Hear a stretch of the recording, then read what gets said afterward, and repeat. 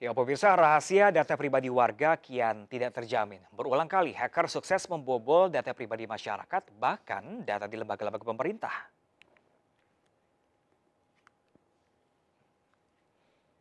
Ya, pemirsa, kebocoran data publik sudah banyak terjadi di sejumlah negara. Untuk itu, pemerintah dan masyarakat harus bisa menjaga data agar tidak bocor.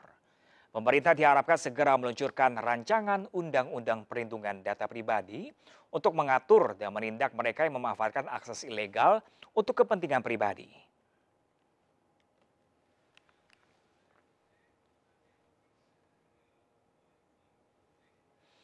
Ya, pemirsa, ratusan data diperjualbelikan dan bahkan diumbar secara gratis di sebuah forum diskusi hingga pasar gelap, pemirsa. Tidak hanya data pribadi, para peretas pun mengklaim memiliki data perusahaan, data instansi pemerintahan, dan bahkan data rahasia milik negara. Tampaknya masalah kebocoran data ini bak penyakit kronik yang tidak kunjung sembuh di Indonesia, pemirsa. Lalu bagaimana upaya mengatasinya? Kita sudah bersama dengan Chief Technology Officer MSC Group, ada Pak Yudi Hamka. Selamat sore, Pak Yudi.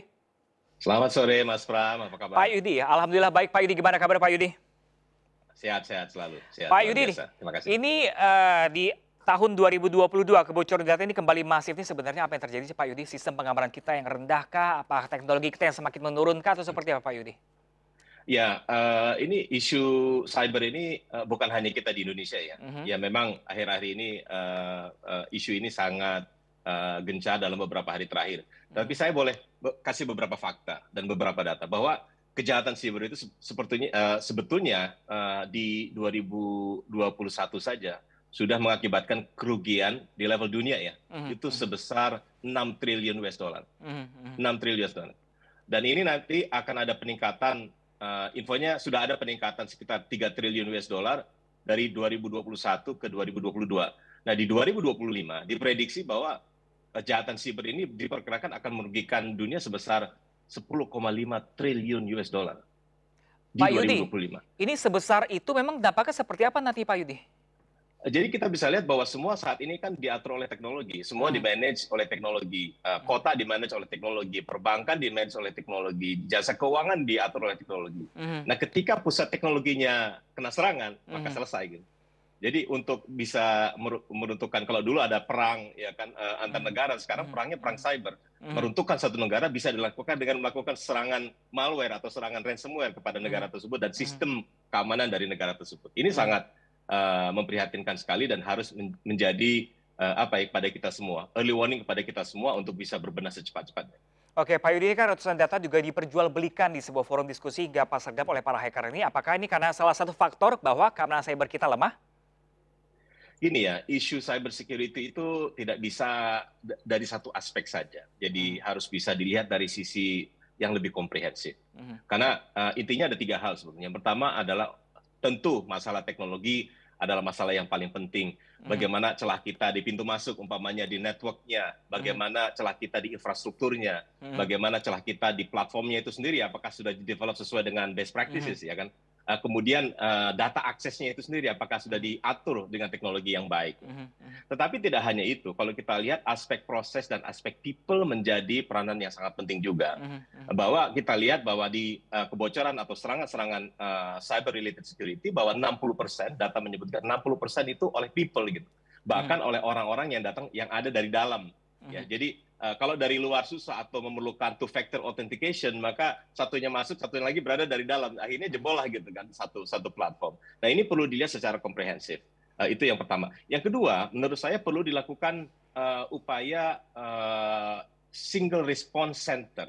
Jadi kalau kita ada isu security sama ya di beberapa korporasi yang menerapkan IT governance yang baik atau mhm, teknologi governance yang baik, mhm, mhm, kalau ada satu serangan, maka kita harus membuat response team yang terkoordinir. Harus mhm, ada satu organisasi yang nanti memimpin response team tersebut, kemudian menangani insiden tersebut, dan memastikan bahwa serangan-serangan tersebut, apa yang bocor, apa yang tidak bocor, apa yang sudah diamankan, mhm, dan melakukan komunikasi yang jelas. mhm, Yang kedua, perlunya dilakukan untuk perbaikan ke depan, mhm, melakukan audit kepada sistem-sistem inti atau mhm, sistem-sistem kritikal. mhm, Nah, ini sangat penting sekali, Mas Bram. mhm, Karena kebanyakan yang develop, apalagi sekarang ya dengan masa digitalisasi, kita juga bisa meng-hire, bukan karena susahnya cari orang di SDM ya, mhm, mhm, untuk membangun teknologi platform itu, maka banyak sekali melakukan outsourcing. Nah, kalau outsourcing, orang di luar perusahaan kita yang melakukan development, bagaimana kita bisa menjamin bahwa mereka melakukan development dengan baik? Dan bagaimana kita bisa menjamin bahwa data yang mereka pegang itu juga data yang benar? Karena bukan 100% di dalam lingkup karyawan kita sendiri. Dan yang ketiga tentunya adalah, kalau saya pikir kita perlu segera berbenah dan mungkin menggandeng satu perusahaan security di level dunia, yang bisa membantu kita, membantu pemerintah dan juga membantu berbagai macam pihak yang melakukan digitalisasi di Indonesia untuk meningkatkan keamanan cyber security-nya. Sebagai salah satu contoh saja, kenapa kita harus berpartner? Karena di dunia ini R&D di security itu berkembang cepat, R&D di teknologi berkembang cepat.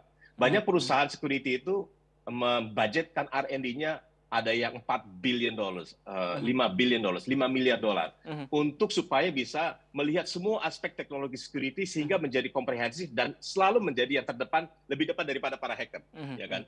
Nah, ini akan susah sekali kalau kita lakukan secara sendiri-sendiri di Indonesia. Tapi mungkin kita perlu berpartner, tapi yang paling penting setelah kita berpartner, kita harus memastikan bahwa di Indonesia kita punya kemampuan untuk memanage, untuk bisa membangun cyber security operation center sendiri dengan yang lebih solid lagi ke depan. Oke, baik Pak Yudi. Pak Yudi, kan kebobolan data ini sebenarnya sudah lama terjadi. Lalu apakah pemerintah sebenarnya sudah mencari solusi seperti tahapan-tahapan yang Anda katakan tadi? Ya, kalau saya pikir mungkin perlu pendekatan yang lebih terintegrasi, ya. Perlu ada satu pihak yang mungkin diberikan empowerment untuk bisa melakukan seperti tadi best practice kayak melakukan audit untuk semua. Karena sistem itu bukan hanya sistem perbankan, bisa aja masuknya dengan sistem website umpamanya. Ya kan? Kita punya ribuan website, pemerintah punya ribuan website, swasta punya ribuan website. Ini adalah celah-celah juga untuk orang masuk gitu. Untuk melakukan sesuatu yang sangat berbahaya dari sisi cyber security kalau website-website ini juga tidak dibangun dengan security yang solid. Gitu. Itu salah satu contoh saja. Jadi menurut saya perlu ada satu organisasi nanti yang harus bisa mendrive ini ke depan, yang diamanahkan untuk bisa betul-betul memberikan satu baseline security yang apa adanya dulu sekarang. Mungkin tidak sempurna, tetapi kita harus tahu apa yang di mana kita lemah. Kita harus tahu yang paling parah adalah kita tidak tahu apa yang kita tidak tahu kan gitu. Kita tidak tahu apa yang kita tidak tahu itu lebih bahaya.